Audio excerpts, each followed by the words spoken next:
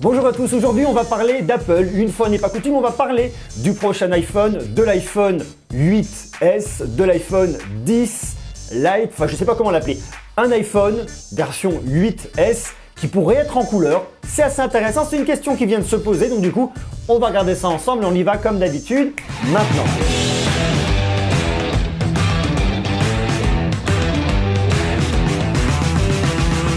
Avant toute chose, il faut qu'on parle de quelque chose. Il y a pas mal de trucs qui arrivent.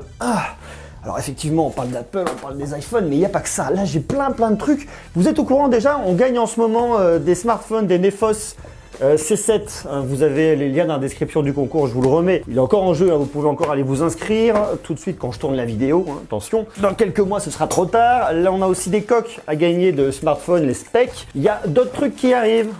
Ça, c'est quoi ça? Ça, c'est un smartphone qu'on va tester d'ici très peu de temps, un produit de chez Giga7. Donc ça aussi, restez connectés, vous allez voir, ça va être franchement super cool. Et là, on a autre chose qui vient d'arriver il n'y a pas très longtemps. Ce sont des coques que je vais vous faire gagner aussi. Des coques Rhino Shield. Donc bon, on en reparle d'ici quelques temps. Waouh, elles sont super belles. Je les découvre en direct, je ne les connaissais pas. Ah ouais, elles sont super jolies aussi. Donc tout ça, on va le faire gagner. Il va y avoir des trucs hyper cool, donc bon, restez connectés. Tout ça, vous allez voir. C'est franchement de la bombe atomique. Je vais éviter de tout péter. Et puis, c'est pas terminé. Autre nouveauté, vous savez, je sais pas si vous avez suivi, mais là, je rentre chez Wiko. Il y a eu le lancement officiel du View 2 Pro. Donc, il y a eu pas mal de petites choses. Alors, bien évidemment, chez Wiko, vous avez le petit carnet, le stylo, les lunettes de soleil, mais surtout, on va tester le View 2 Pro que j'ai ici.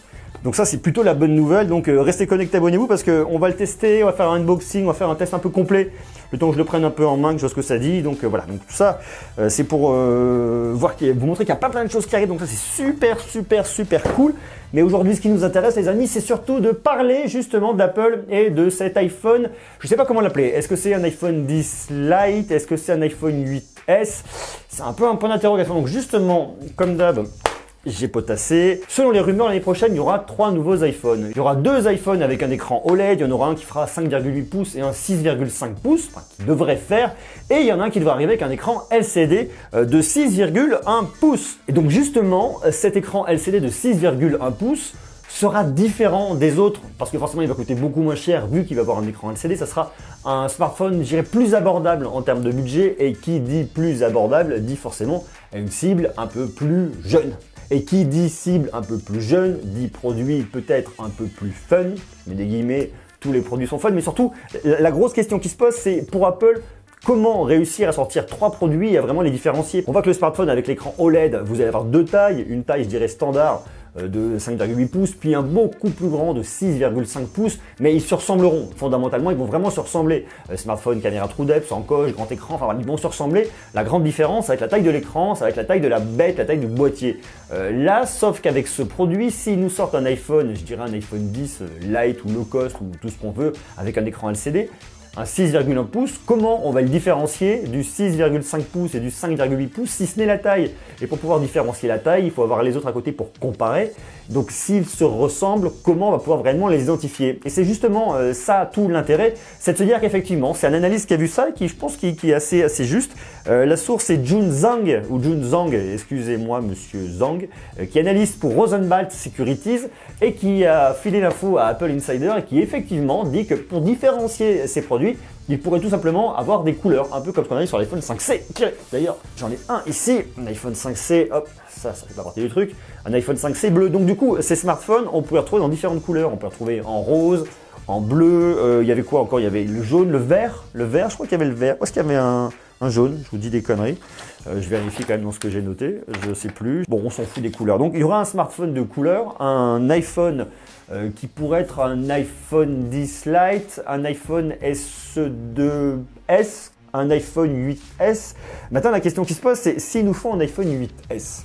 Voilà, tout simplement, un iPhone 8S, c'est-à-dire qu'on va donner une autre dénomination pour pas lui donner la dénomination iPhone 10 ou iPhone 10.2, je ne sais pas encore comment il va s'appeler, mais si c'est un iPhone 8S, est-ce qu'il aura le design est-ce qu'il aura le design de l'iPhone 8? Est-ce qu'il aura encore ce... Parce que c'est quand même un design qui est vachement désuet. Ces grandes bords en haut, ces grandes bords en bas. Franchement, c'est désuet, ça se fait plus. Est-ce qu'il ressemblera à ça? Ou alors est-ce qu'à contrario, il gardera le design... Waouh, j'arrive plus à parler. Est-ce qu'à contrario, il aura le design de l'iPhone 10 avec tout simplement des couleurs pour qu'on puisse le différencier? La question maintenant qui se pose, c'est s'il a le design de l'iPhone 10, est-ce qu'il aura la caméra TrueDepth? Parce que si on veut faire un smartphone moins cher, donc c'est-à-dire qu'il va falloir un petit peu économiser, donc déjà du point de vue de l'écran, mais la caméra TrueDepth, je pense aussi que le fait de l'équiper, ça coûte cher sur un smartphone. Donc d'un autre côté, si on veut un smartphone pas cher et forcément faire des économies sur l'écran, on va le faire sur la caméra TrueDepth. Qui dit pas de caméra TrueDepth dit un bouton Home. Ça me semblerait très surprenant qu'Apple nous mette un bouton de déverrouillage au dos de l'appareil. Pour le coup, ça serait vraiment très bizarre et ça leur ressemblerait pas du tout. Donc il y a un peu ces deux questions. Alors d'un point de vue très personnel, je suis assez partagé. J'imagine que pour des questions de coût, très clairement un écran LCD ça vaut le coup, mais désavouer un peu ces nouvelles techno en gardant un écran avec une grande barre en haut, une grande barre en bas, comme on peut retrouver sur l'iPhone 8 et 8 Plus, ça me semble franchement aujourd'hui complètement old school et je serais très surpris qu'ils le fassent. Donc j'imagine qu'on va retrouver un iPhone avec un grand écran 6,1 pouces LCD, de la couleur derrière, une caméra TrueDepth, et voilà un peu à mon avis pour ce portrait robot. Je sais pas, vous dites-moi ce que vous en pensez, parce que ça, c'est vraiment un truc qui fait débat. Est-ce que ce smartphone, s'il sort effectivement avec ce dos coloré, ou même sans dos coloré, est-ce que vous pensez que le modèle low cost LCD 6,1 pouces aura la caméra TrueDepth? Oui, non. Est-ce qu'il aura l'encoche? Oui, non. Est-ce qu'il aura le bouton Home? Est-ce qu'il va avoir ces grandes bords en haut et en bas? Vous marquez tout ça en commentaire parce que ça mérite vraiment en tout cas de poser la question. Alors il y a d'autres rumeurs qui sortent sur les iPhones.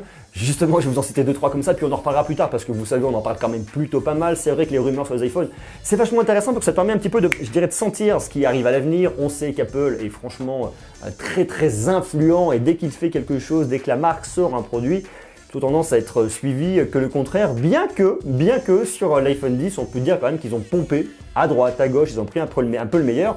Mais on sait que dans tous les cas, une fois qu'Apple se positionne sur un segment, tout le monde les suit et tout le monde fait la même chose. Donc on a une rumeur qui est assez fraîche et qui sous-entend qu'on pourrait trouver sur l'iPhone 10 haut de gamme, pour le coup cette fois-ci, l'iPhone 10 5,8 pouces et le 6,5 pouces, peut-être même que sur le 6,5 pouces, un triple capteur photo à l'arrière, un peu le même système qu'on retrouve actuellement sur le Huawei P20 Pro. Donc effectivement, il pourrait s'inspirer du Huawei P20 Pro. De toute façon, il est très clair que sur les produits très haut de gamme, Apple va être complètement obligé de se mettre au niveau de la concurrence, notamment de Samsung avec son Galaxy S9 Plus.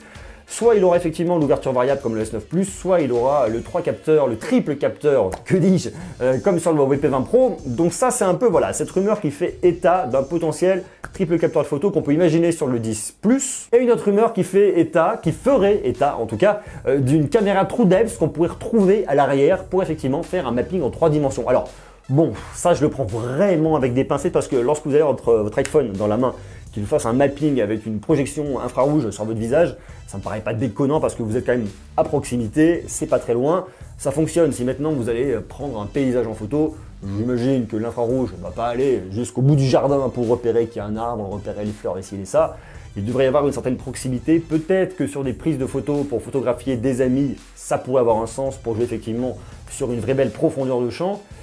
Pourquoi pas? Bon, je reste un peu dubitatif là-dessus. On attend d'avoir quelques infos supplémentaires pour voir réellement ce que ça dit, si ça se fait oui, non. En attendant, on voit que ces rumeurs sont intéressantes parce qu'on se rapproche de plus en plus déjà du WWDC qui va avoir lieu d'ici très peu de temps. Restez connectés parce qu'on va en parler très prochainement. On va suivre les nouveautés, voir les tendances, voir ce qu'il fait. On attend un iPhone SE2, on attend des nouveaux MacBook Pro, on attend pas mal de choses. On attend aussi iOS 12, on attend pas mal de nouveautés, des surprises. Donc restez connectés parce qu'on va en parler énormément. Voilà un peu pour faire un point sur cet iPhone 8S, iPhone 10 Lite, iPhone SE2S Plus. Bon, on ne connaît pas encore, non.